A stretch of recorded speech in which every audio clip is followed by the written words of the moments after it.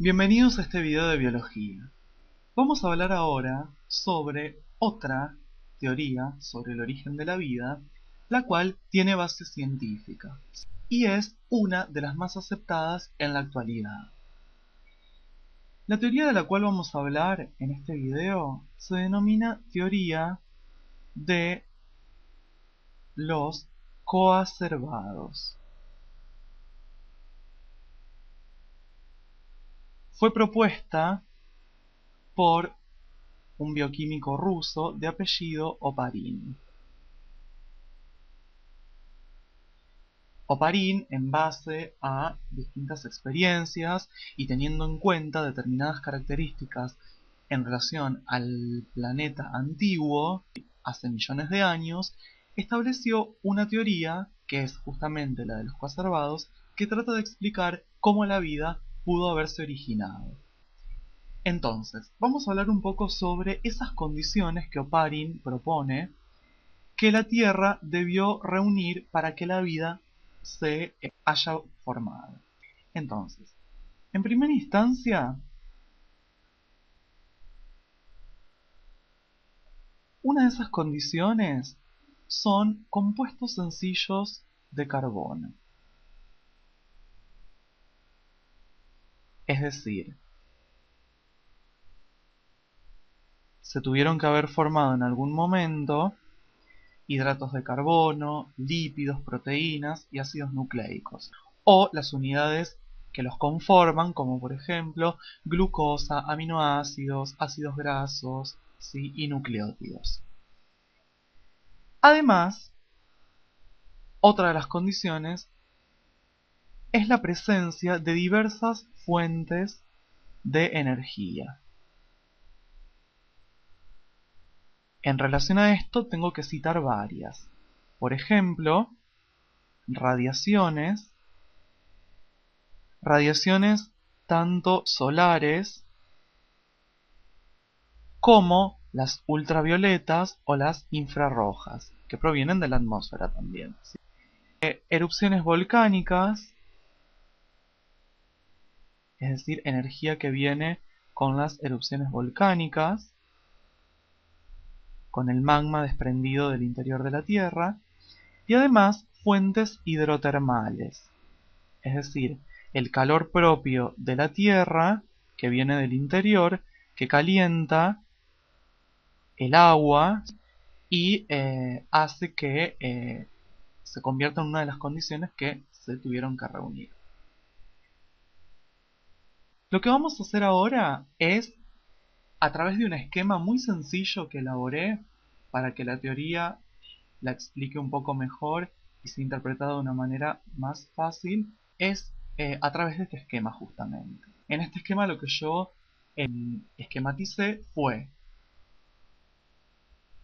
esta parte que está representando el océano primigenio o primitivo,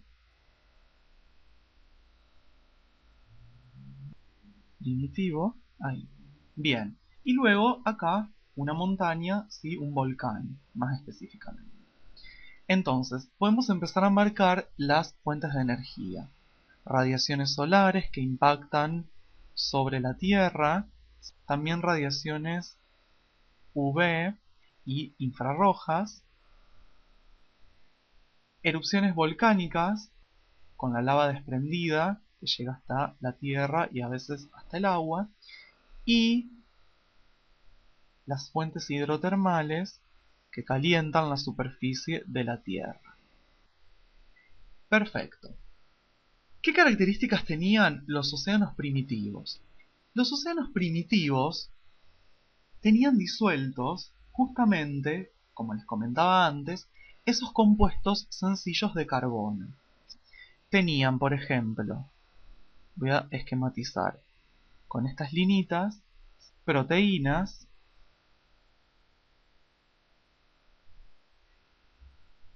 además, voy a buscar otro color para representar, por ejemplo, con crucecitas, voy a representar ácidos nucleicos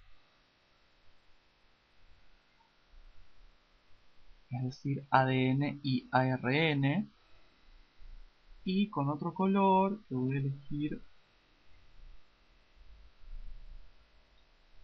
un verde clarito, lo voy a hacer con puntitos para diferenciar, son lípidos. Entonces, estos compuestos estaban todos disueltos, ¿sí?, en el agua, formando una masa un tanto viscosa y un tanto densa, más densa que el agua. Esto, a Oparin se le ocurrió que se asemejaba a una sopa. Entonces, lo llamó sopa primitiva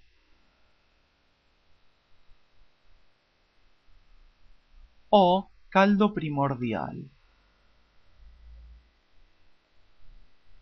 haciendo una analogía con una sopa o con un caldo, donde el agua sería el líquido de esa sopa y todos los compuestos sencillos de carbono, proteínas, ácidos nucleicos y lípidos vendrían a ser las verduras o los fideos justamente de esa sopa. Oparin tenía mucha imaginación. Entonces, gracias a todas estas fuentes de energía interactuando en la Tierra, proporcionaron la energía necesaria para que estos compuestos se puedan unir de una determinada manera.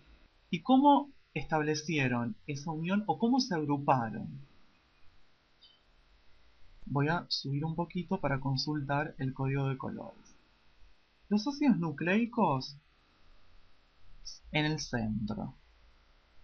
Estos ácidos nucleicos fueron rodeados por las proteínas y luego los lípidos rodearon todo este complejo que se estaba formando.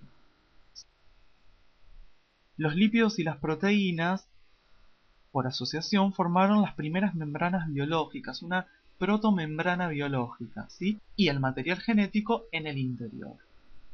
Entonces, esta estructura nueva que se formó, Oparin llamó, como su teoría, coacervado. ¿Qué es un coacervado? Es una protocélula o célula primitiva. Es la célula, ¿sí?, o lo que por evolución originaría a las células después. Esto, hasta por un tiempo, estuvo, digamos, teórico, ¿sí? Estuvo, digamos, como escrito. Pero luego, dos científicos hicieron una experiencia en laboratorio que demostraron que esto pudo haber sido posible porque obtuvieron coacervados en laboratorio. Estos dos científicos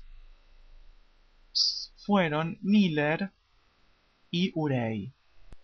¿Qué hicieron Miller y Urey en laboratorio? En un matraz, ¿sí?, que es este, que les estoy señalando acá, colocaron agua, que empezó a hervir. A medida que ese agua empezó a hervir, se transformaba en vapor de agua que ascendía por un tubo.